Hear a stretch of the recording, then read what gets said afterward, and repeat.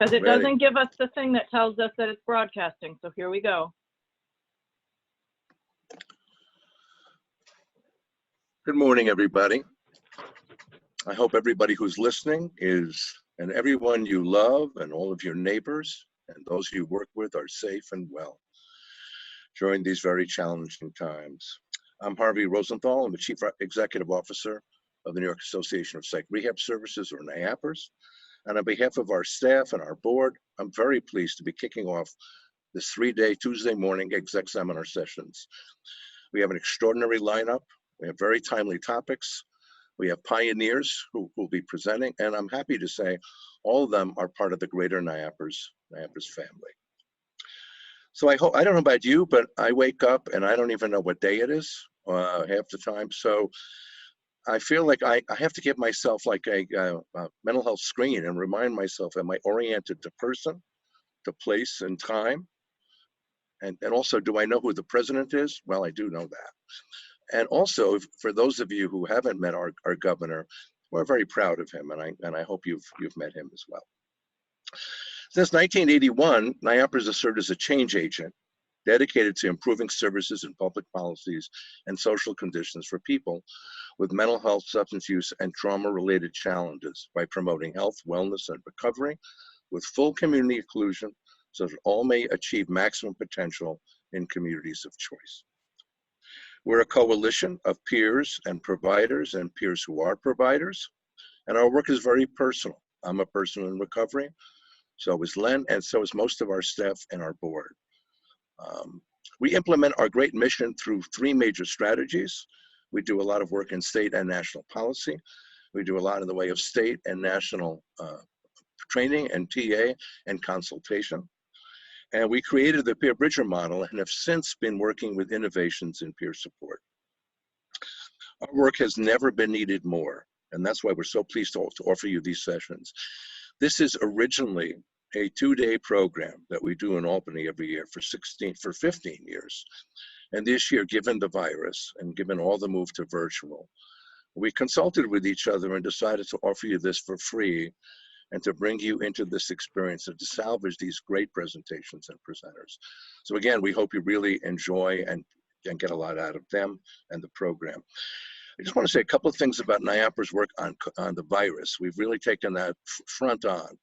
And we began with a webinar, I don't know, a few weeks ago, on tips on working virtually and in the field that featured Kristen Woodlock, and tips on working in the office, and launching the Strive for 5 campaign that Amy Dorn and the coalition and NIAPRS have launched, which encourages people to call 5 people every day for a month and to reach out, at this time.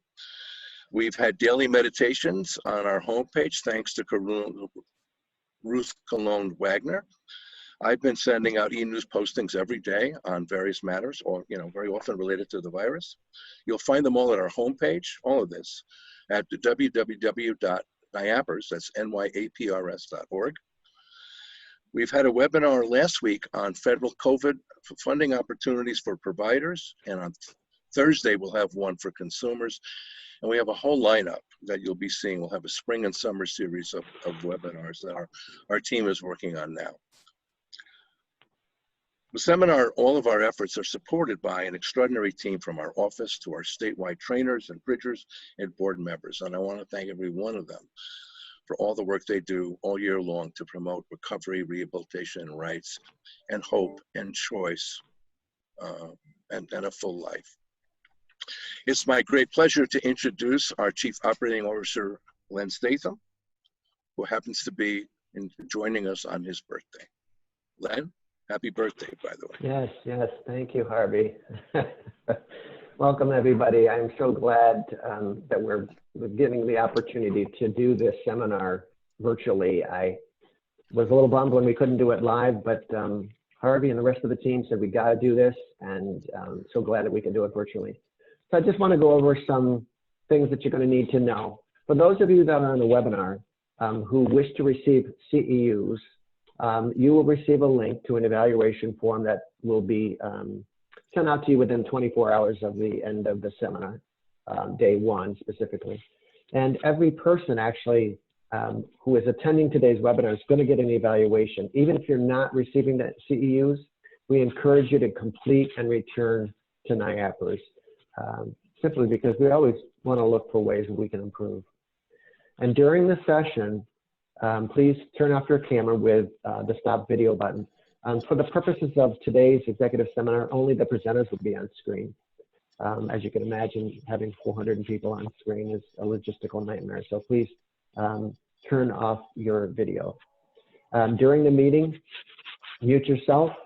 We will mute you as well, but just in case, mute yourself so we don't have any disruptive noise in the background. And we will be taking all of the questions during each of the workshops and the opening plenary in the chat box. And rest assured that we do have people behind the scenes making sure that the questions will be given to the presenters. After the conclusion of the opening plenary, which is from 9:15 to 10:30, we will take a short 15-minute break, and everyone will be required to sign out of this room that we're all in right now and begin again at 10:45 in your respective group rooms. The links to those rooms are provided in 2 different places. So I'd like you to all pull up the NIAPRS homepage at www.niaprs.org. And by doing this, you're going to go down to the left-hand corner, and you're going to click on April 21st, where it is under the executive seminar. That way you'll have the program up for you.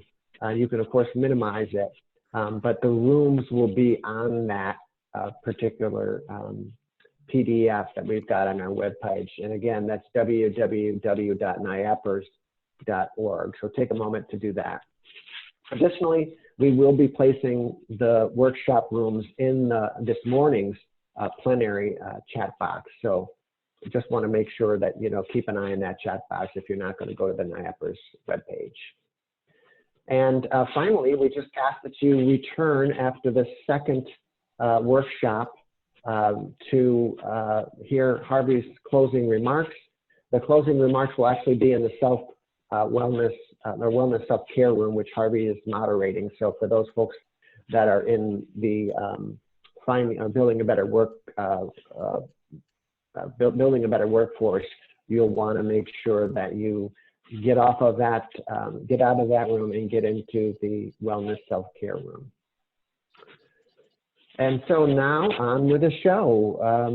It is my great pleasure to introduce a woman that I can call a friend, I can call a mentor, and I call one of New York's finest leaders in the behavioral health world. Edie Schwartz is with us today, and Edie, obviously many of you know her through NIAPRS, but she's been CEO with actually Putnam Family Services, where she's helped start that program. So she's done national work all over the country, and I'm just very pleased to have her as the moderator for the opening plenary. Edie? Thank you, Lynn, and thanks, Harvey, and thanks to the 368 people who are on the screen today. So it's great to have you here. It's great to be here. Give us your love, because this is our first time for doing this, and we may have a few glitches. And so if we do, hang in with us, because Eileen is behind the scenes trying to fix everything for us, and we're going to do our best to make this be as seamless as possible. And so in that vein, I want to take a minute to bring my panelists on the screen. And we are very pleased today to have with us Mike Stoltz, the CEO of Association for Mental Health and Wellness, and Amy Doran, who is the president and CEO of the Coalition for Behavioral Health, Jeff McQueen, the CEO of the Mental Health Association of Nassau County, and David Woodlock, president and CEO of the Institute for Community Living. All of our folks here are in the lower part of the state, in New York City and Long Island, where we've all been challenged across our country, but you know, New York City's been a hotspot, and I our city and the lower, you know, for those of you west and up north, it's a little intense down here, and I actually hope that that none of you have to experience that, and that things are getting better where you are, because things are actually beginning to get better where we are, and we're happy about that. And so, you know, I do, as Harvey said, all the best. For us, leadership is a huge issue, and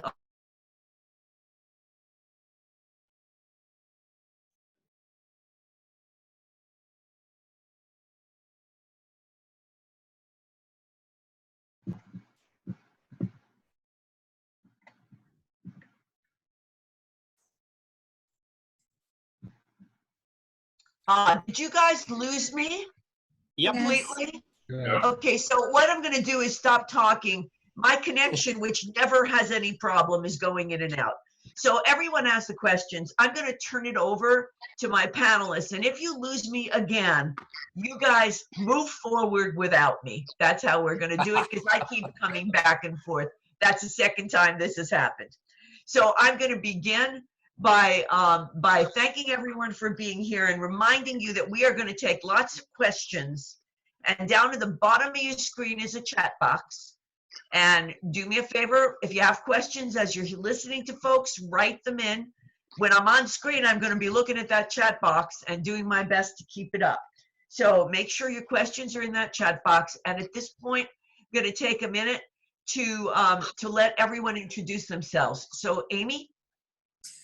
Good morning, everybody. I'm Amy Doran. I'm the president and CEO of the Coalition for Behavioral Health, with the umbrella organization for over 100 community-based behavioral health providers in New York and the greater metropolitan New York area. Provide training, advocacy, policy work, and technical assistance. And very pleased to be here today. David? Good morning, everyone. My name's David Woodlock. My current employment is at the Institute for Community Living, where I'm the CEO. What that really means, if anything goes wrong with our 10,000 clients in all 5 boroughs, it's my fault. We're a busy, complex agency in all 5 boroughs, as I mentioned, and about 2,500 people or so spend the night with us every night. So good to be with you all. Well, good to have you both. Mike? Good morning, everybody. I'm sorry to not be together with all of you, so many friends and colleagues and such, but I look forward to better times when we can share this kind of time together. And thank you to Harvey and Len and Edie and NIAPRS for all of your wonderful leadership. I'm the CEO of Association for Mental Health and Wellness, which is an MHA for Suffolk County. Our range of programs are around community mental health education and support, a lot of peer services, psychiatric rehabilitation and support. We run a whole division around veterans services, including a veterans homeless shelter and permanent housing, and a pretty large health home care management program for adults and for kids, and a bunch of other stuff. Great. And Jeff? How you doing? Jeff McQueen, Executive Director with the Mental Health Association of Nassau County. Our MHA is a not-for-profit organization. It's a membership organization that is looking to improve the lives and the mental health in our community, and we do it in a variety of ways: outreach, advocacy, support, training, and awareness. Wonderful. It's great to have you all, and again, it's great to have the 382 people on the line. So I hope I stay in focus and speaking. So we're going to do our best to dive into some of these, and again, thank all of you for your patience on the technology end of this. So the first question really is, we're going to look at a few areas. We look at leadership style, staffing, sustainability, and then when we end, we're going to see if there are any surprises in this situation. So let's begin right off the bat with leadership style, because I think that's something that's kind of interesting for those of us who are leaders. we've all been around quite a while, and unfortunately, we've all lived through other disasters and crises. But we were chatting in our pre-discussion for getting ready for this, and we realized that this one is really different. And it's different because the others were events that occurred, and there was a set duration, and they were over, and we could talk about rebuilding and healing. But this particular event has a protracted nature and duration, and the scope of it is so huge, and the pain is so huge, and the trauma and the death make it a very different challenge for all of us, especially those of us who are leaders of organizations where people are looking to us and depending upon us. So the question that I'm asking you here to begin to talk a little about is, when faced with this kind of incredibly turbulent, ongoing situation, how has your leadership style had to readjust? And have you had to make any changes in the way that you lead? And if so, what kind of changes have you made and why? And kind of talk about, are some of them for the better? Because again, somewhere we may come out of this stronger and better than we went in. So we're going to try to have this as a conversation. Not everyone will answer everything, and I'm not going to be picking on people. So we'll be talking over each other a little bit. So jump in about leadership style. What have you discovered about yourself? What are you changing? Why don't you just pick on one of us, Edie? All right, Mike. You opened your mouth, you go. Oh, geez. All right. Now I see how this is going to go. I got you. So to be honest, I don't think my leadership style has changed. And I think in a sense that it's better for my organization that they know who I am, what my style is, and to be able to depend and rely on that. I've been doing this for 30 years in a sense. Interestingly, I started my career working in a children's home 4 miles from 3 Mile Island. Woke up one morning to this nuclear meltdown, which had a similar kind of feel from a leadership standpoint, because there was an initial event, this kind of outbreak, and then weeks and weeks of we didn't know the sense of damage and such. So from a leadership strategy standpoint, I've learned a lot from all of the disasters here, and kind of found like there's a sense of, I have to be able to continue my skills, my style, so that people kind of know who it is that's in charge. So in terms of kind of steps, the only difference between this disaster and others is the need for ongoing and constant kind of assessment, and taking inventory, not only of how is everybody else doing, how's the leadership doing, but also myself, which is kind of another kind of conversation. But in terms of leadership style, I kind of always, assess what's out there, set the bar for kind of expectations and kind of pace and rhythm that's kind of expected around change and transitions. Be very succinct and clear about my communication. Make sure that I'm communicating those expectations of my leaders clearly, to the whole staff clearly. And then my style has really been to not be the only leader, but to make sure there's plenty of space for other people to step up, and kind of, allow and facilitate other leaders to emerge. Because I'm anything but a control freak. I don't feel like I have to be on top of every single detail, but details kind of enter into my sense of assessment, and kind of be able to continue to make sure that I present kind of reality and honest, clear, kind of safety issues of the organization, all those kinds of things with more details we'll get into later, but to be consistent with my communication. So in a sense, I don't really feel like I've changed my style. But to make sure that I'm on my game, kind of daily now comes into play. That makes a lot of sense. Someone else want to jump in?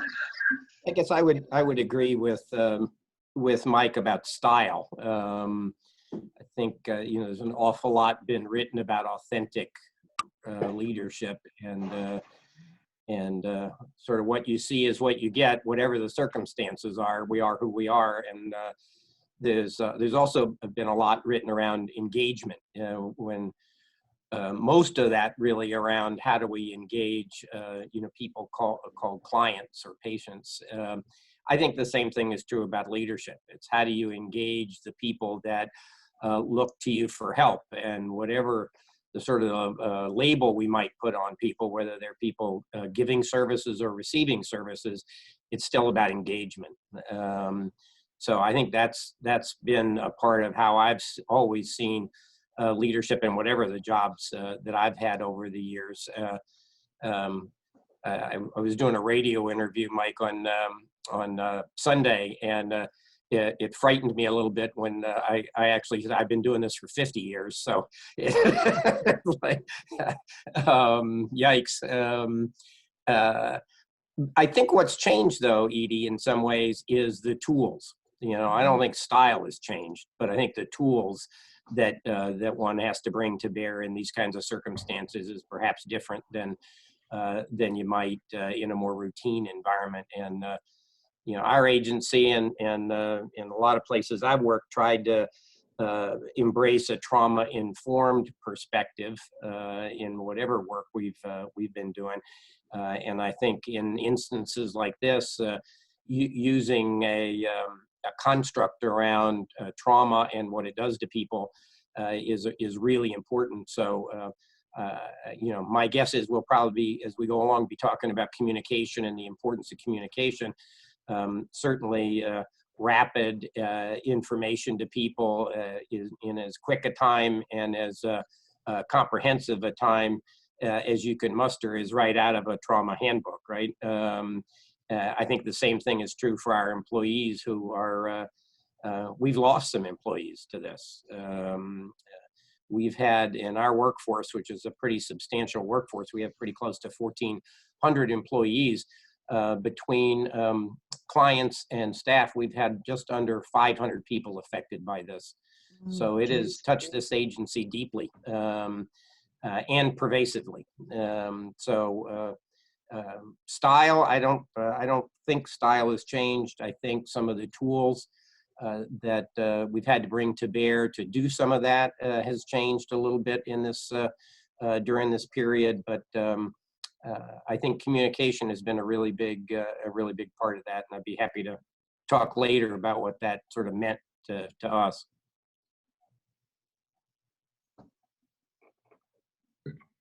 I think, anything, I don't want to interrupt. Good, Amy. You're good. So, I think what our CEOs are navigating here is obviously completely unprecedented. And David, I'm touched about what you said. And I speak to CEOs who are running large direct service organizations who are dealing with death of key people they've worked with. And they just keep surfing.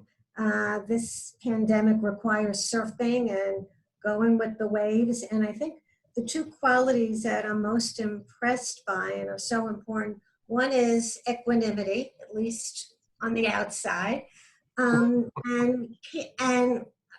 candor. And I've watched leaders in recent weeks who are quite amazing, who tell the facts to their staff with feeling, but without undue emotion, and people appreciate the honesty. Staffs, everybody need to know the facts, the sad facts, the scary facts, but if they're presented in the right way, the candor goes a long way. So I would say equanimity and candor are really incredible. I agree, absolutely.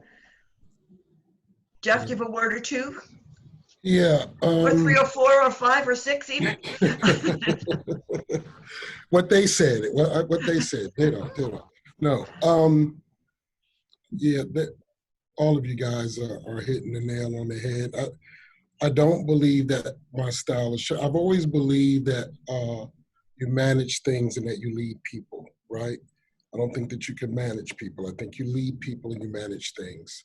And so that hasn't changed for me in this. I think what has changed along with what David was saying is not just the tools, but also the level of transparency necessary with staff, right? And even with program members, because this has been a moving target. I remember the week that it first touched down for us, and we had to make some decisions, and I brought my leadership team in to look at some protocols, and that was on a Wednesday, and by Monday morning, I was like, we got to meet again, because what we just wrote is not, it's obsolete already, you know? And so this has been a moving target, and because of that, I've realized that it's been beneficial for me as a leader to be fluid. You know, not to be so rigid in my decisions, but to allow myself to look at the circumstance and kind of go with the ebb and flow of what's needed for the benefit of the agency, the safety of staff and clients. And because of that, I think transparency has played a major role in it, and I think also allowing other leaders to be who they are and let themselves rise to the occasion. You know, and I've discovered in the midst of this that some of the quiet ones weren't as quiet anymore, and that they had some actually brilliant ideas and some good thinking to what we should do as a team and how things could be better. And it's appreciative, and it's also refreshing when I can go, all right, let's look at that. Let's look at this. It doesn't, because I'm not a one-way Ray. It doesn't have to be my way or the highway. You know, I believe that great ideas can come from anywhere. And I've learned, I am an individual in recovery. So I've spent a great portion of my life in crisis that I've created for myself. And so I've been putting out fires my whole life. But I've also learned that some of the greatest solutions didn't come from me. It's come from someone else. And I've allowed myself to be open to that. That's really important. And we're going to get to that. We're going to get back to that point again. So don't lose that point. But let's go back to something David brought up before, communication. Because I know that I do some coaching in my practice, and one of the things that we often talk about is the need to pass information on. And Mike talked about this before. Everyone has talked about it in the leadership style about being open, being transparent, being clear. And we all strive to do that. But in times of crisis and chaos, communication becomes more important than it was before. You know, one of the things I love to say when I worked and as a leader and now that I coach is knowledge is only power if you share it. If you keep it to yourself, it's sort of useless. And so, so I ask you this question. Can you describe what you've put in place? And you know, we talked about this before. I don't mean exactly in the weeds of Monday this meeting and Tuesday that meeting, but in general, what have you put in place at all levels of the organization, not just for you and your leadership staff, but for your leadership staff to understand that they need to communicate? So what have you been putting in place? What have you been thinking about communication for your leadership staff, for your participants, for your board of directors, and so that everyone has the information that they need to feel a part of something, even though we're socially distancing? And that also touches on fear, because fear often comes when there's an unknown. So what have you, share with us what you've put in place that maybe was different, that was always there, that you pumped up a little, that you think is working well? David, you want to start this time? So I won't call on Mike because he's already mad at me. Be happy to. So I guess trying to build on a little bit what you just sort of said, Edie, I guess for me and for us, what's the purpose of communication, sort of as you've said? And for my way of thinking, there were really at least three purposes for the kind of communication that I thought was needed during this period. One, you already mentioned really, and that's information and clarity. For a couple of reasons, one of which Jeff mentioned, that everything was changing so rapidly that that it was important to get people what was the latest and most up to date, not just for timeliness reasons, although that was important, but anything that we might be doing that would add to the sense of confusion or lack of whatever control was available to anybody, I felt was really important. So in any situation where people are feeling a loss of personal capacity and control of their lives, those issues really get magnified in a lot of ways. So I didn't want people to be hearing one thing from us and something different from the television or some other communication channel that would add to that sense of a loss of control or loss of authority. Information was one. I thought connection, making sure that when worry heightens and there's a million things to do and things are changing rapidly, that it was really important that our communication help people stay connected to our mission and to each other. You know, one of the interesting and maybe some ways different dynamics here at ICL is only about 40% of our workforce was able to work from home. So we had 60% of our people who were showing up to work every day. So making sure everybody could stay connected to a mission, even though they were working in very different ways, that they were in some instances scared for their own safety and the like, and their families, that staying connected to our mission and to each other and to a larger sense of purpose in that work felt really important to me. So that was the second one. And the third one was, and this I thought was particularly true as we moved through this, and the first few weeks and the urgency of them became more protracted, was a sense of appreciation and keeping people's spirits up. You know, there's been a fair amount written already around the depression and the anxiety that's becoming more a part of the general population. Well, certainly our folks, again, whether you're an employee or you're receiving services from ICL, we're certainly not immune from any of that any more than anybody else is. So I think expressing our appreciation, I was particularly, frankly, almost offended in some probably petulant on my part way about how little direct care folks who were, from my view of the world, were just as much a part of the quote unquote front line people as the people more defined as healthcare workers. And yet so very little was being discussed or promoted to view our folks as the heroes they are every day. And so one of the things we did along the way was like the 7 o'clock applause that was happening across the city, which I thought was wonderful. It's not an instead of or in a way to diminish those folks working in the ERs and the like, but to add to that applause, we have sent out lists of our employees to all of our employees with applause on them at 7 o'clock, so that all of our folks would feel a part of the clapping and the horns blowing and the cheering was just as much for our folks as they were for everybody else. So in order to try and meet those three levels, I talked every morning and still do with our division heads every morning at 8 o'clock. Our executive, to see what's happened over the previous 12 hours or so. Our executive staff then meets around 9:30 to see what sort of policy issues, what sort of staffing issues, what sort of guidance has come out from the state and city agencies.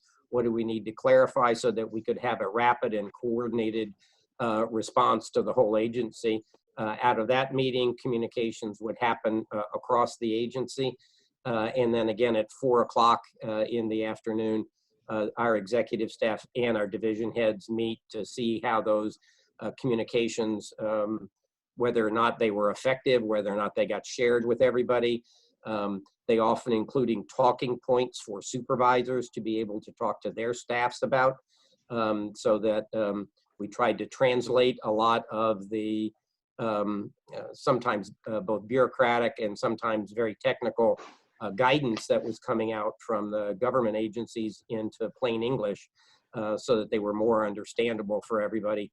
And then supervisors could really make sure that everybody was aware of what that meant. And we run so many residential sites, many of them congregate, that things like how do you do isolation, who's wearing masks and who needs to wear masks and when, how do you protect yourself, particularly in the early days of this when at least we didn't have enough personal protective environment to give everybody the PPE that they probably needed and deserved. So we had to give as much guidance as we could, and we did that literally daily for a good amount of time. So that's how we've thought about it. It's wonderful. Amy, I see your mouth moving. Yeah, just picking up on a couple of things that David said. I think that it's so important for leaders to be seen.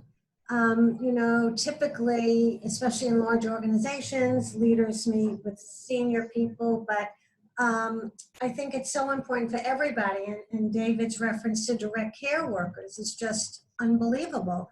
I think it's important for an entire staff to see the leader, or however one does that these days. I think more important than ever, aside from candor and equanimity, seeing the leader is important for every single person on the staff to feel part of the organization.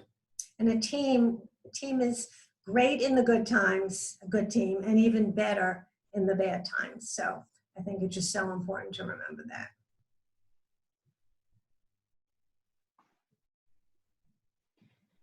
Anyone else? I'll go. Oh, go ahead, Mike. So as far as, you know, kind of communication, I think we think of kind of two elements of it. One is kind of the structure of communications, and then the other part would be about kind of content.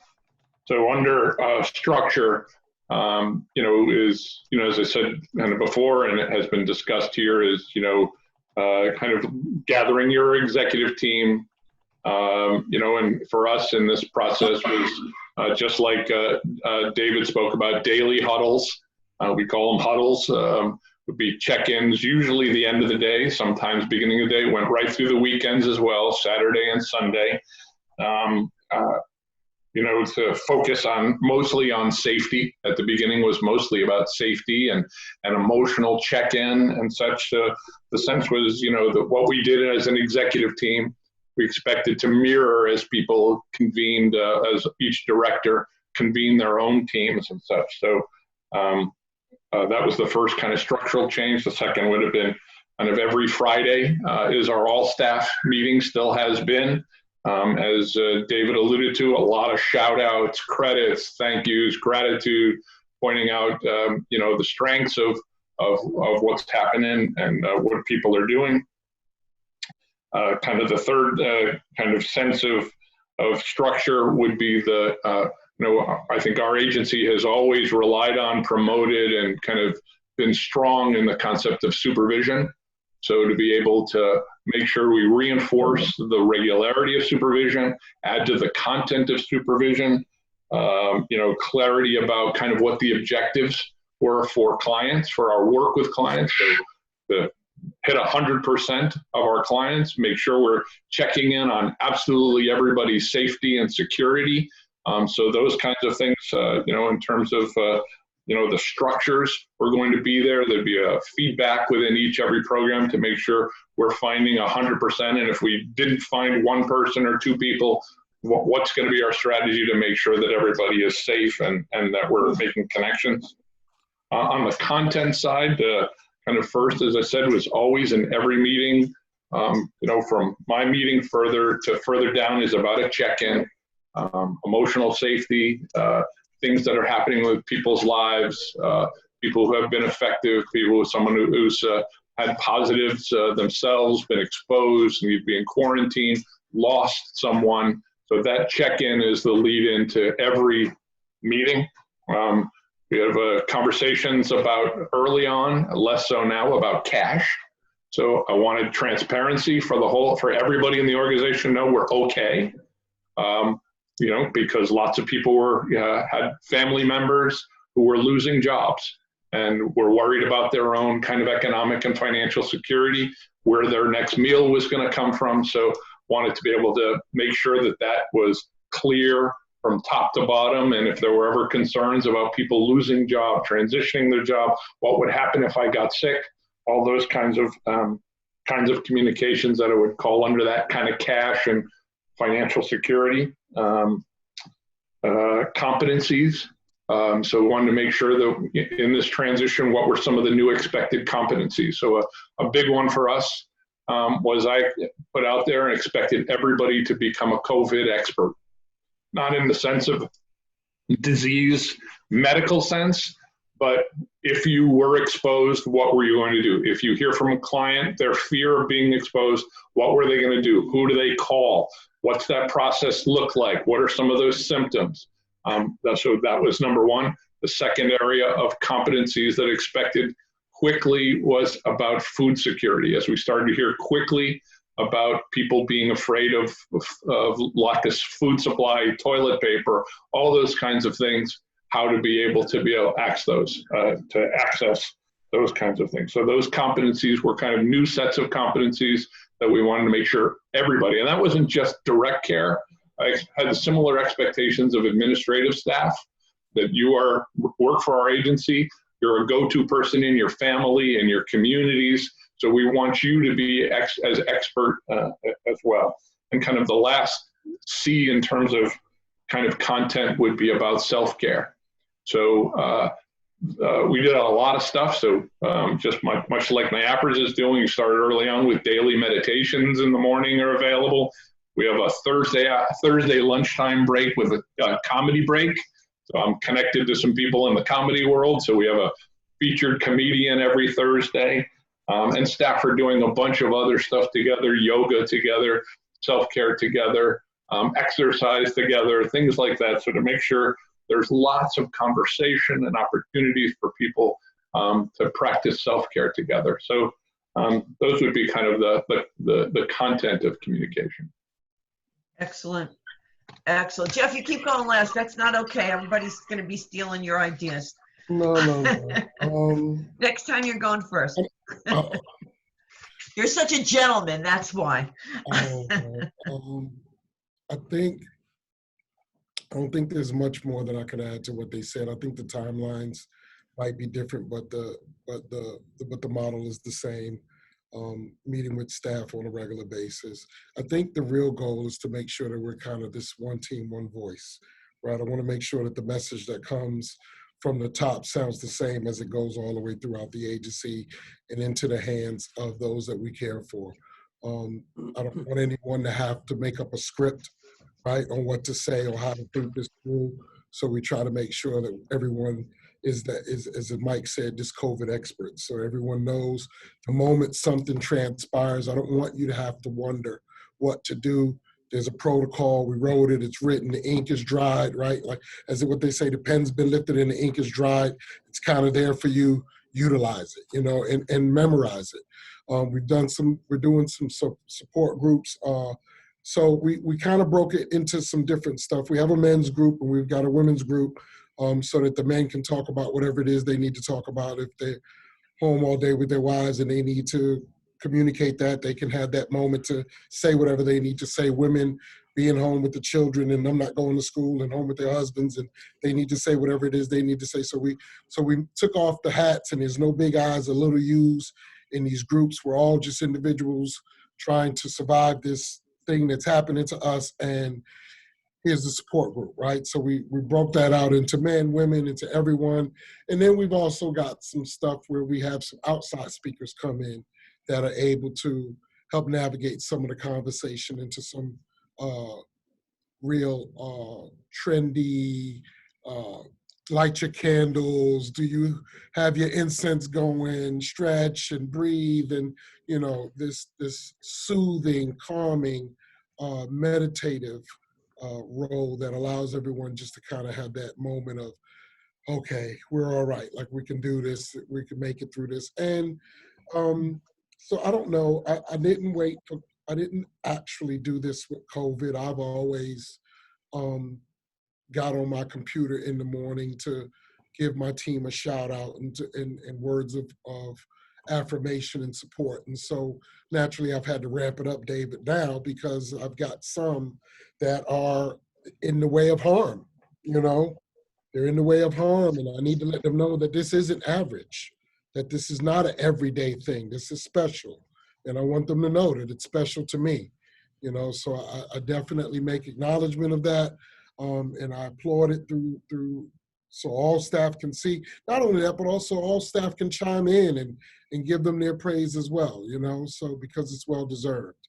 And I think the bigger part of communication for us is just to really, and you mentioned from the board, right? And so I want to make sure that I include that, because I have a very, I won't say an overly involved board. I will say I have a very active board. Like, my board wants to know, and they're willing to do some things, but I'm not so sure they really knew.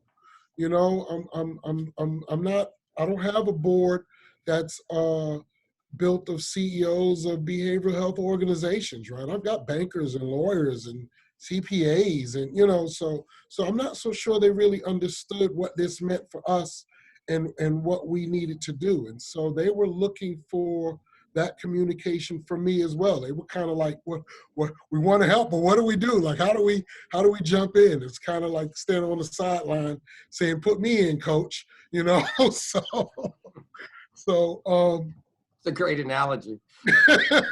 but so I made sure that communication was clear for them. And I know that the board has great insight and great governance, and I didn't want to undermine that. And so what I did was gave them the overall picture so that they could put their hats on and then come back to me with some thoughts that they had that cleaned up what I wanted to do even better, right? So it still gave me the ability to go, oh, that is awesome. I'm so glad I told you guys. That's what I needed to hear. Let me get this to my team. So overall, the communication definitely was one team, one voice from the top down. Great. Wonderful. I want to let everyone know that you should open your chat box, because there's a lot of chatting going on at the moment about people sharing what they're doing. And, we at Nyaprasan, and all of you know that we pull some great people on the screen, but we're not the experts, because you're the experts as well. And so, so check in that chat box, and you'll see a lot of things that folks are doing aside from the folks we have on the screen. And there's also some great questions going on in there. And I want to get through a couple of areas here, and we're going to get to all of those questions as well. We have until about 10:25 till 10:30. We have lots of time to have this discussion. So, so now I want to get into some difficult questions. Well, they're not that the others weren't difficult, but some things that make us as leaders deal with some hard issues. And so I want to talk a little bit about staffing. Kind of two questions together, which are, what are you doing for staff who can't work remotely? A lot of people have been repurposed, but what are you doing about people who can't work remotely and can't be repurposed to do their work in a different way, whatever that might be? Programs you may close. And the other question I have, and so you can sort of address both of them or either of them or neither of them, is what are you doing for staff who are actually coming into the work site? David, you had touched on that. And have you instituted anything different? I've heard people talk about hazard pay. I've heard, folks talk about people who can get PPE, who can't. So I want to talk a little bit about the folks who are coming in on the front lines, what you're doing for them. That is anything that you want to share, and also how you're handling people who you've had to furlough, how you've dealt with that, have you made those decisions. So if you could address that a little, And again, I'm welcome to hear from all of you. You're saying wonderful things, but you don't all have to answer every question. That's perfectly fine too. And watch that chat box. Great stuff going on in there. So let's talk about staff. Who wants to get started? Okay. Jeff has to go Jeff, first. go, Yeah, Jeff. you told It's me I had yours. to go first, so I better open my mouth, all right? Go ahead. Otherwise, again, Yeah, no, we don't want. they'll no be questions. stealing your ideas, those other 4. Um, 3, excuse me. so I've been fortunate not to have to put anyone on furlough.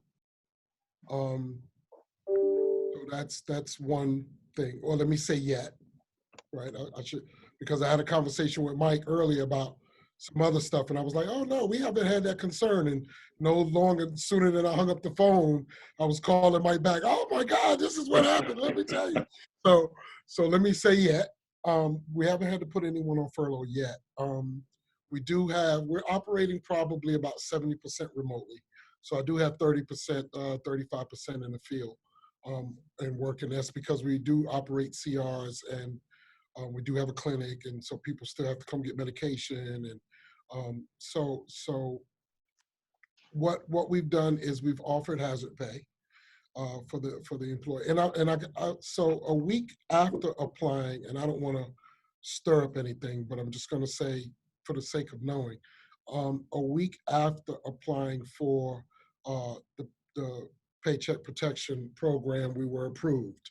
So that was a benefit, knowing, but we were going to do it anyway, right? Like I was going to have to reach into surplus funds to do it anyway. Like it was something we had already decided we needed to do, and we were going to do it. It was just nice to know that we kind of got covered for it. So, but we were going to do it anyway. So we definitely offered hazard pay to those who are not able to work remotely, who still have to leave their homes to get the job done. And for those who are coming into the building, which I'm fortunate that, one, it's a large building, and then 2, it's not that many. So there's probably 8 of us that come into the office on a regular basis, and they're staggered. So one function will come in Monday, Wednesday, Friday. Another function will come in Tuesday, Thursday, so, and there's probably at max, maybe 8 people in the building at a time. And they know, wear your mask, utilize your gloves. We kind of got an understanding that gloves are really only an extension of your hand. So if your gloves are contaminated, that don't mean you can touch your face. Like we had to go through this real lesson about what gloves mean and what it really means to have them on, so they're not as sanitary as you want to believe that they are. Also dispose of them appropriately, that kind of stuff. But they know, like, use your phone. Our agency's real big about people coming to your door and talking to you. And I think it's really about the steps that they want to get in, because we have this little internal fitness challenge thing going on. But now they know, use your phone, pick up your phone, dial the extension, talk to them from a distance. We still need to practice safe, social distancing, and we need to make sure also that we're getting done what we need to get done in a timely manner, because we're not here every day. So your Monday is like your Monday and Tuesday. So you got to kind of crunch and make sure you get it resolved, because not everything. When I don't work in the office, I discovered no matter how remote I am and having access to my files, I just still don't work the same. I just don't. It's not the same as being at my desk, And so I imagine it's probably that way for everyone else. So those are just some of the things that we put in. I would say, David, you work in residential. You have a lot of residential settings, and I think that would be unique. I think it'd be important for people to hear about your experience there. Yeah. Be happy to do that. Just, I've always been a bit of a fan of language, and so we chose to give people some extra financial support, but we called it incentive pay, as a way of not sort of making it heighten too much. You're at risk and you're in a hazard, Right. not Good pretending idea. like that's not true, by the way. But so we were able to do that for a lot of our sites. We thank goodness have not had to furlough anybody either. Although I can say that because in one way we were pretty proactive. We we have an ongoing line of credit that we use with our great banking colleagues at TD. And when this first hit, we drew down all of our line of credit, simply as a precaution, not knowing what was going to happen, knowing that whatever interest we had to pay on that was going to be well worth it if it meant we didn't have to worry about meeting a payroll or something. So we did that very early on, and really in the first week that this came upon us. So we haven't had to lay anybody off, and again, because people are with us 24/7, and a lot of those sites, we've got 3 shifts of people that we had to address.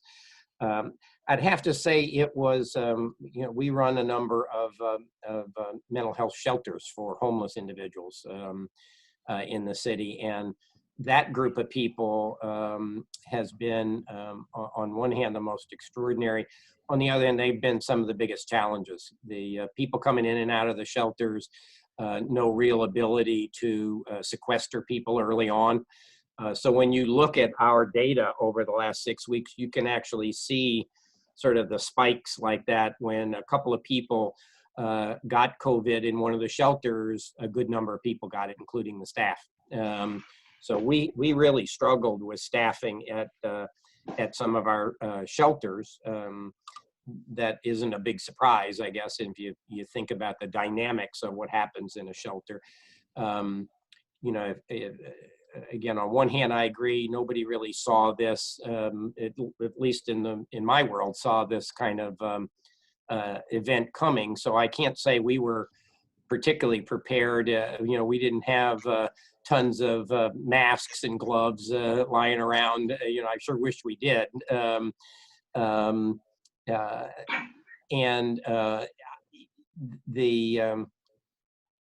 worked in government for 30 years. And so, Jeff, you said you were a recovering person. I'm a recovering bureaucrat. I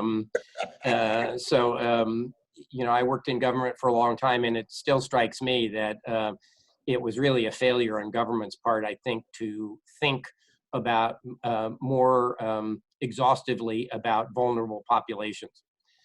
Because I don't think while there was wonderful attention and a lot of planning, and like on the healthcare field, as I was saying earlier, I think a lot of the people working in the shelters, with people coming and going all hours of the day and night, and the rest, and many living in large open settings, so there was really no opportunity to meaningfully isolate people. Was an enormous challenge. So we had to scramble all over the place. And it was really, in a lot of ways, generosity more than good planning. We got PPE from, a friend of a friend has some, and, somebody we know works here. And one of our staff grew up in China and had connections in China, and we were actually able to get through his connections and generosity a bunch of masks and gowns and gloves fairly early on, but it wasn't in any sort of planful, need-based kind of way. But we, as I was saying earlier about our communication, we had to be as explicit as we could be, and even though it caused us some headaches, which in the whole scheme of things is pretty minor. We had people go home. When people got symptoms, they went home. We didn't have people, meet our needs, if you want to think about it that way, for staffing coverage who were sick. So we had, we were pretty explicit about that. If you have any symptoms and you're not feeling well, go home for 14 days. And did that cause us some staffing problems? It sure did. I think we've again, the graciousness of the staff. We had a lot of people move around in different jobs. We had people from our supported housing programs volunteer to work in the shelters. We had people, move from one shelter to another to cover shifts. and the like. And kind of an unsung group of heroes for us has been our maintenance and cleaning folks, you know, who are used to, you know, taking care of, you know, perhaps broken door handles and things and a lot of other things. You know, now in protective gear, they're doing, you know, antibacterial scrubbing like you would in an operating room, for goodness sakes, when we had somebody in isolation somewhere. And they're doing it with a lot of new, to your point about competencies, Mike, a lot of people gained a lot of new competencies on how to disinfect things. And while certainly all the direct care people are heroes and learned a lot of things, you know, our maintenance and cleaning folks have really been extraordinary and come up big in this. You know, thanks. Just one, go ahead, Amy. I just don't want to lose. There's a couple of questions for Jeff and David's comments, and I don't want to lose them. So go ahead, Amy, and then I'll go back to that. You know, our residential services are kind of the linchpin of our system, because without housing people, you know, they really can't take advantage of other programs. So it is so key. And often the people that David is talking about are the lowest paid people in our system. And yet they are coming to work, and I see the struggles every day. Some of our residences don't have enough space or adequate space to be able to isolate or quarantine. And the challenges are just enormous. So really, my hat's off to the residential providers that have done an amazing job.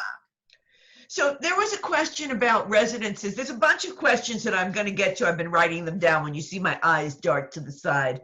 But this one's relevant to the conversation right now. So Amy and David, or any of you, here's the question. Can you speak to how day programs, such as PROS or any of the other programs where people come in, how they can best collaborate with residences during the crisis, because they want to offer as much telehealth as possible, and yet that puts strain on the residential staff, and it's an added demand. So how do people in residences sort of get together to share a telehealth service in a small room with a speakerphone? So I wonder if you could address how that's going for you, or what you've heard of, Amy, from maybe your people who are running PROS, and you know, the rest of you, Mike, you have a PROS, so you, well, a number of you do, but if you could address that, that would be great. And then I'll ask the second question after that. I think we're actually doing a regular call for PROS providers who are, you know, very actively involved in providing services. Many of the services now are through telehealth. There is, some of the providers are even doing telehealth groups for PROS, which is a group model. And I think as much as possible, they are trying to communicate with residential staff. It's more important than ever. David, I don't know if you have any more details on that. Mike, did you want to, you look like you wanted to jump in. No, you go ahead, David. Yeah, okay. So, yeah, that's been a really interesting and poignant, in some ways, experience for us. Our PROS program is physically located in an East New York, in Brooklyn area that's a fairly distressed community. And early on, as much as everything in the media and everything we put out was about stay at home, and we'll figure this out, for the first few weeks, we still had a lot of people come into PROS. And it was really important to them. And in the scheme of their lives, it felt more important to them to be connected to their caregivers and to their colleagues that were receiving services at PROS than it was to stay at home and be safe. So early on, our folks had to do a fair amount of whatever you want to call it, education, psychoeducation, about the importance of getting a balance in those two things, and assuring people that they could still get support and encouragement and the like remotely, instead of coming in face to face.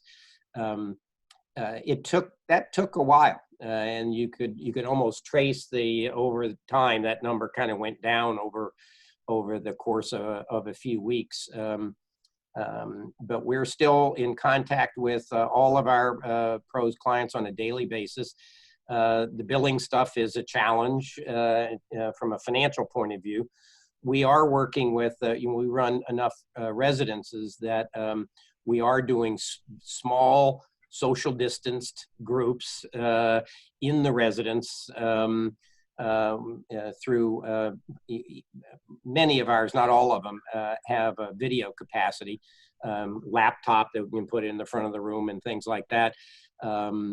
And for those folks that still need medication, some of our psychiatric staff are making visits to our residences to make sure people have the adequate medication, some of whom receive their medications through injection.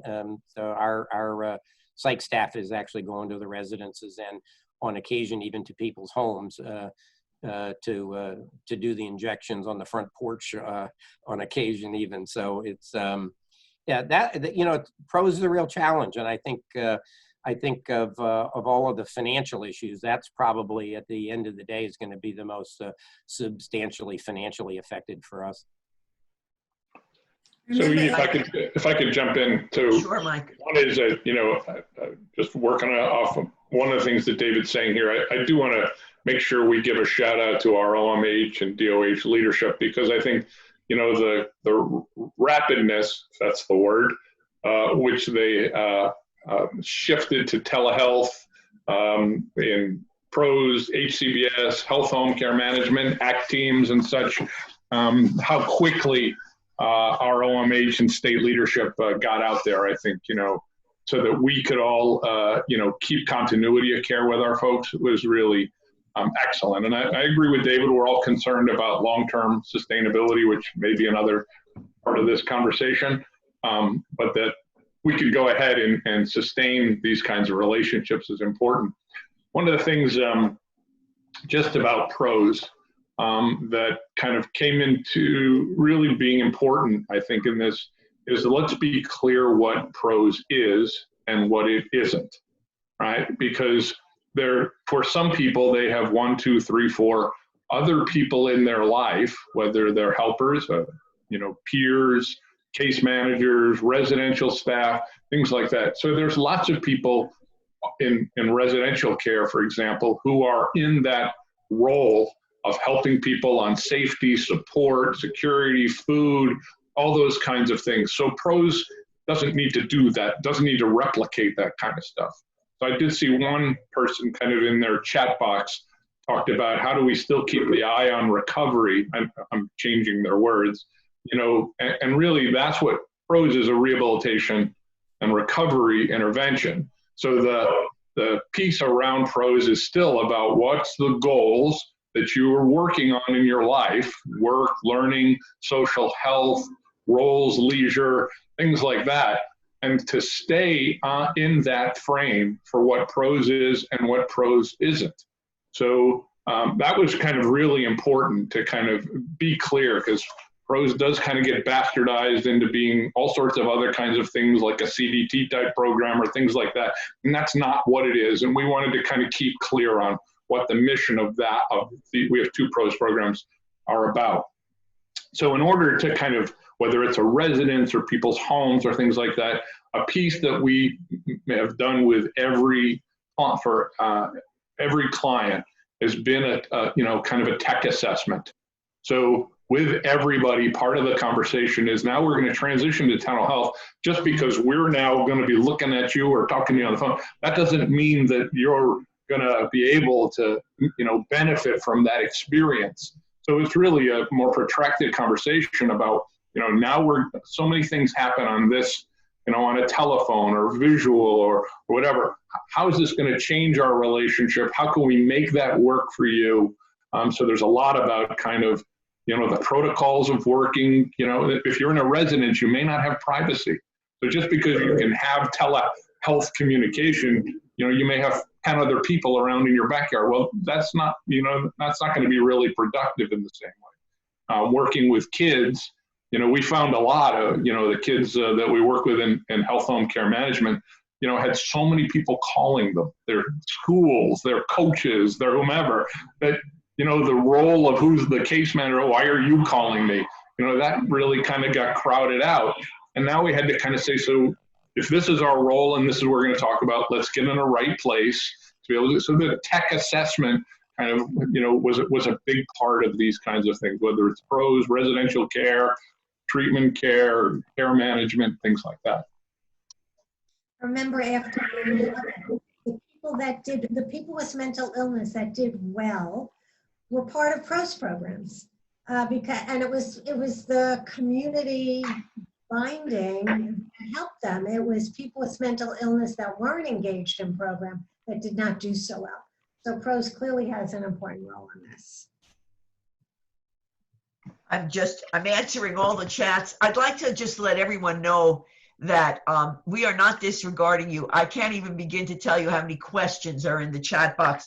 I was writing them down, I'm reading them, and I think what's obvious is Harvey, Len, and I and our staff will talk afterwards, and we're gonna print this chat box, and I think that we will probably have an extended webinar series. I'm speaking before it's been approved, but there's so much interest in this, and so we're gonna make sure that we offer you enough opportunities to ask your questions, to get them answered, and to be chatting with people. So I'm going to ask a few more of them to you guys, but those of you who are writing them, who I don't get to, don't think I'm not looking at them.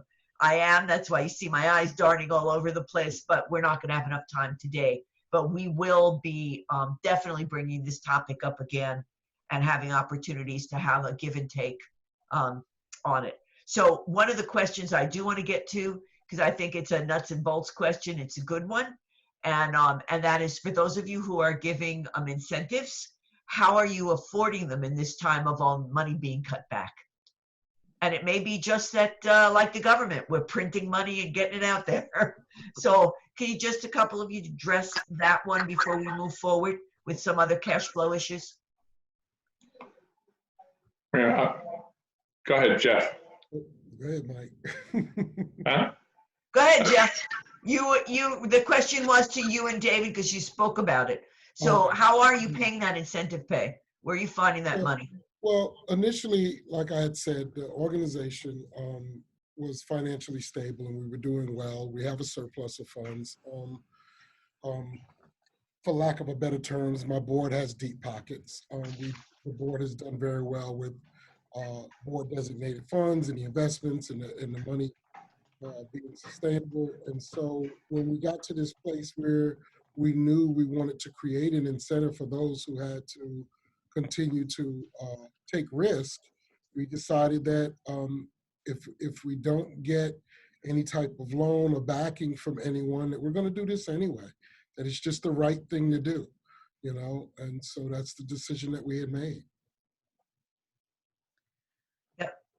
So just real quick, you know, we don't have deep pockets like Jeff's agency and many other agencies here. We, you know, so being aware of cash is really important. But for us, you know, we didn't do what David did, which is go and make sure we transferred all our credit line in. But you know, rather rapidly we met with our bank about the availability of cash, our credit line, things like that. So, you know, that was really, really important. So going to the question about incentive pay or hazard pay, which we still call hazard pay, we call it hazard pay because we segmented all those extra expenses for staff, tremendous amounts of money on cleaning, as David referenced before, and we're just keeping a FEMA account. So we opened a FEMA account, as most people probably did here with the Department of Homeland Security, and all that money is just kind of still kind of going there, and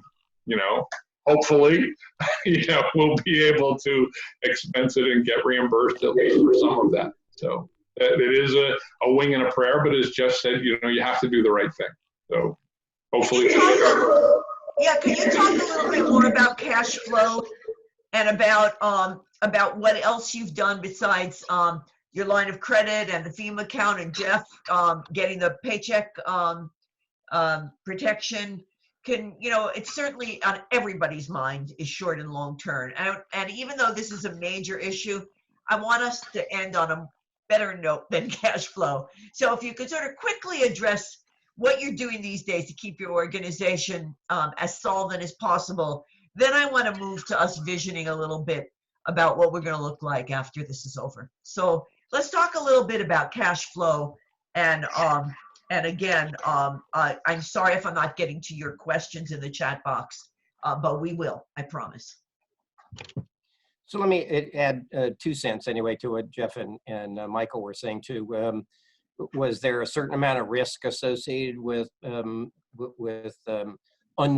if you will, expenditures? Yes. For us, we have enough varied contracts both with the city and the state that the financial flexibility that government put into place to allow line item moves across contract lines was part of how we managed to scoop together from a lot of those buckets some of the money that we're paying out in some of the incentives. So part of it was the 2% money that came along. Part of it was the flexibility in the contracts that we could focus on.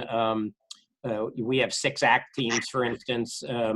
So you used, some of the monies associated with that.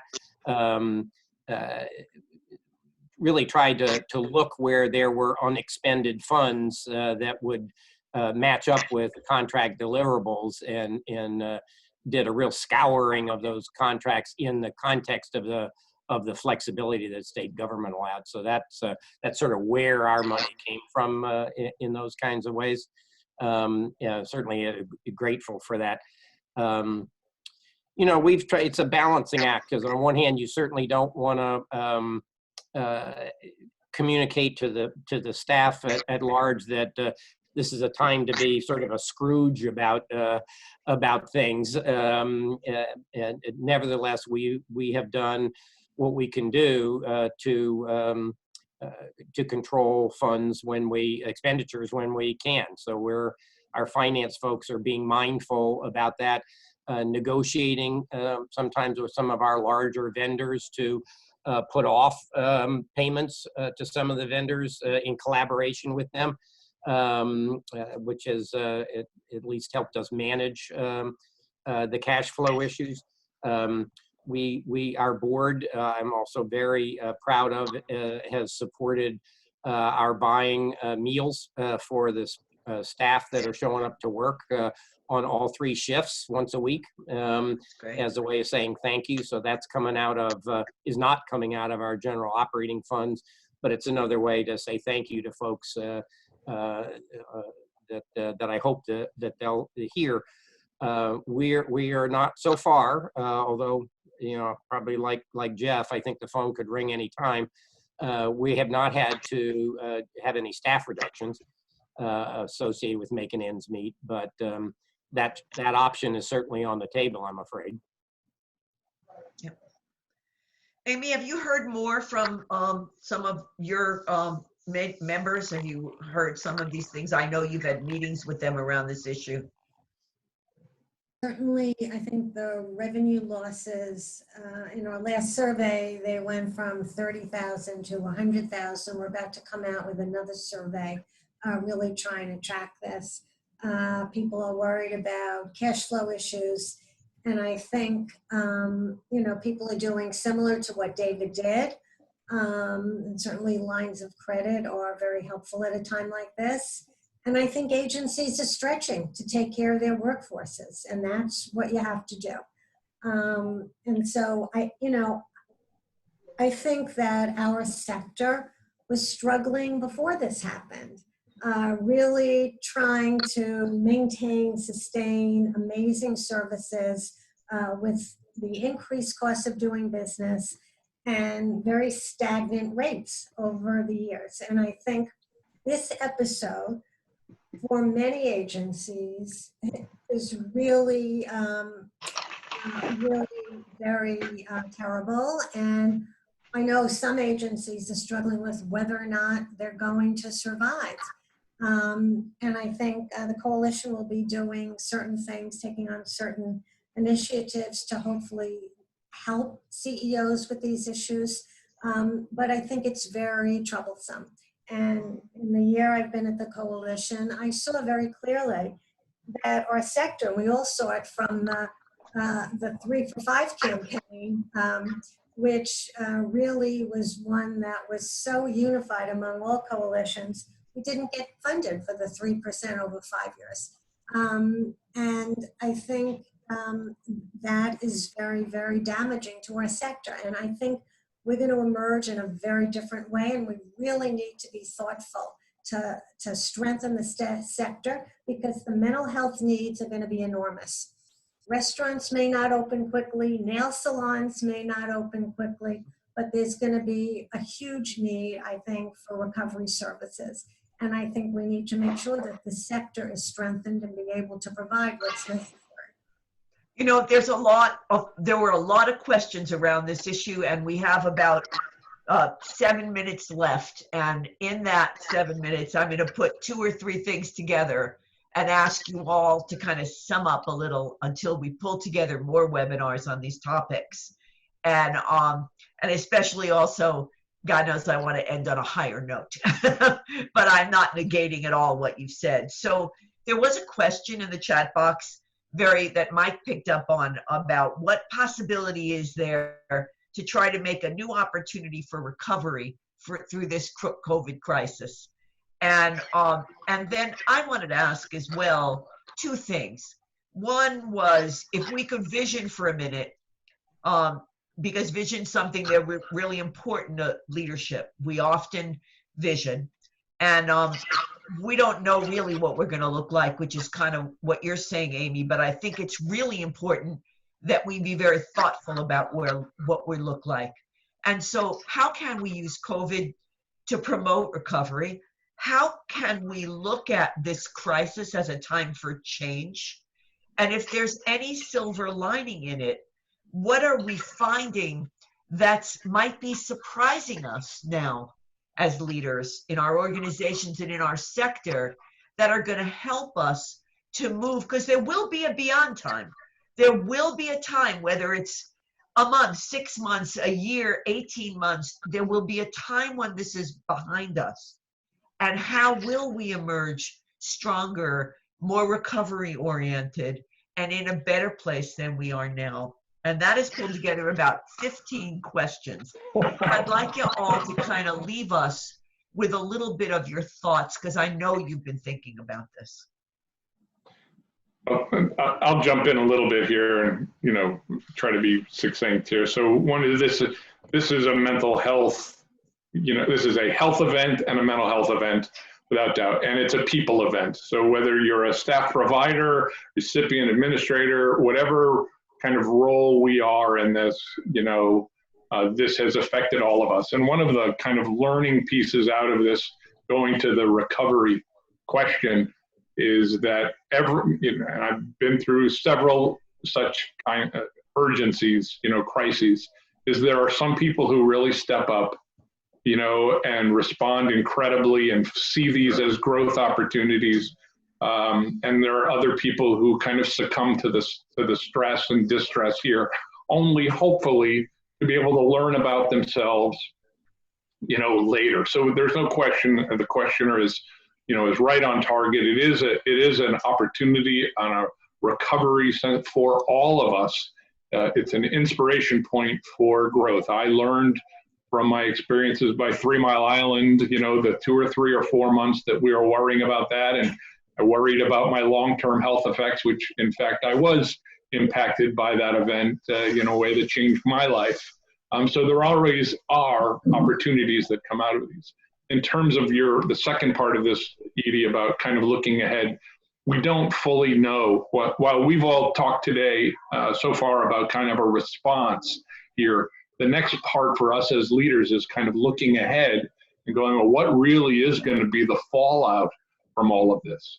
So the governor yesterday is talking about potentially 20% cuts in budget. Well, we may have survived the disaster, and yet the challenge in front of us, is going to be really maybe even harder, even though, as Amy said, the mental health needs around us, are huge. So I am concerned about that. I can't tell you I have a positive sense of it, From a financial agency management, life of agency standpoint, there's big challenges out in front of us, but the needs, are absolutely clear.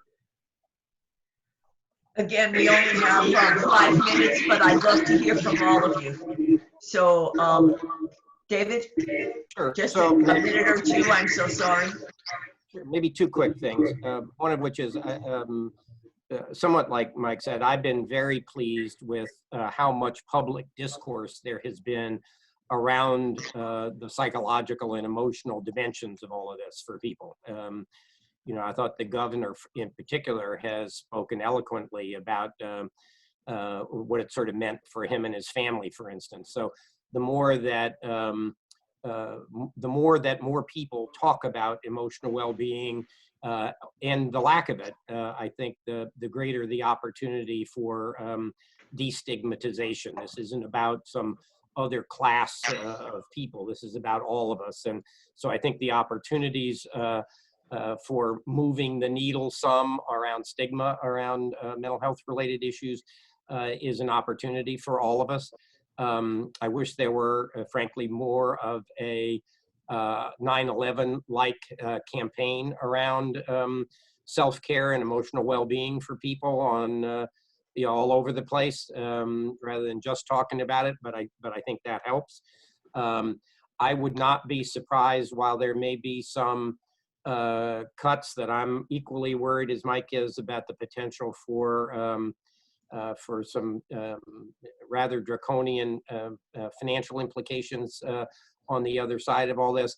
I think on the other side, on the commercial side, perhaps there may be a demand for more services that perhaps some of our agencies will be able to meet, because I very much believe that there'll be more people in need of psychological support, whether that takes the form of psychotherapy or whatever remains to be seen. But I think we'll see a rather dramatic increase in need across the population at large. So to the extent that that's a business opportunity, that's a good thing.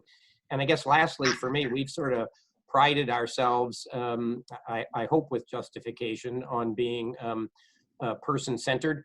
But it's been interesting for us that a number of clients, particularly, for instance, in our ACT teams, who we were really struggling to engage on a personal level, have been more amenable to talking with us on the phone than they were in person. So I think the more tools we have to engage people in ways that are useful to them, the more ways that we can do that, I think, is another opportunity.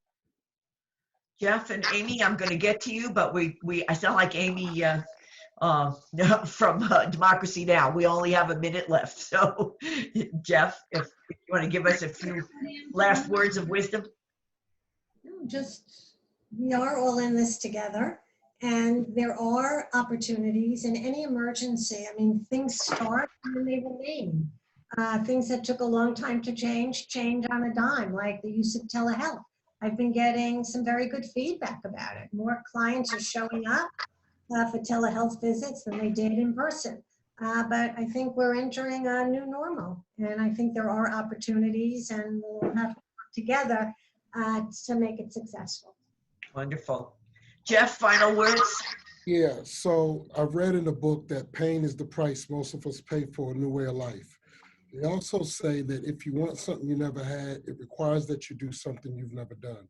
And I think that this system has pushed us into operating in ways that we're not used to operating. It's pushed our thinking forward, right? Like, we're looking at our agencies and ways to promote recovery in ways that we have not done before. And so while this may be a pandemic that is causing us to lose hundreds of lives a day, it's also pushed our thinking into being able to adapt into new systems that we weren't thinking about, or that we thought might come a little later on, that we had time to get into, right? But now we don't have time to get into it. We were forced to do it almost overnight. And we've proven our resilience and our resolve by, listen, our state system made adjustments and protocols literally overnight.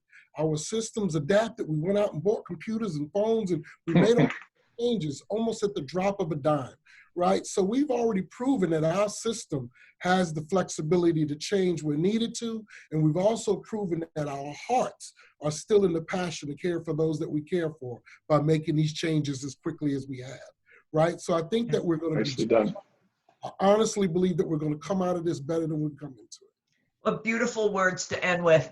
Let me remind everyone on the webinar that you're going to go out of this room and go on the NIAPRIS website, click where it says April 21st Executive Seminar, and you get 2 breakouts to choose from. You get a 15-minute bathroom coffee break, and then join us in one of those 2 links, which you'll find on the NIAPRIS website, www.niapris.org. And if you haven't downloaded it, you can now and get on those 2. Pick which breakout you want to go to and click the link for that breakout. At this point, I just want to thank with all of my heart David Woodlock, Mike Stoltz, Jeff McQueen, and Amy Doran for being so honest, open, and joining us in a time, giving us hope for the future, and all of your questions that you guys have all put in, very much appreciated. And we will have more. I'm going to develop a webinar series with a bunch of leaders, with you guys and more leaders to come and join and answer these questions. So we're just starting our seminar. Join us for the whole seminar. And thank you so much to you guys. You're the best. A pleasure. We're in it Take together. care, everybody. Be We'll well. see you more later. Bye. Be well. Thanks.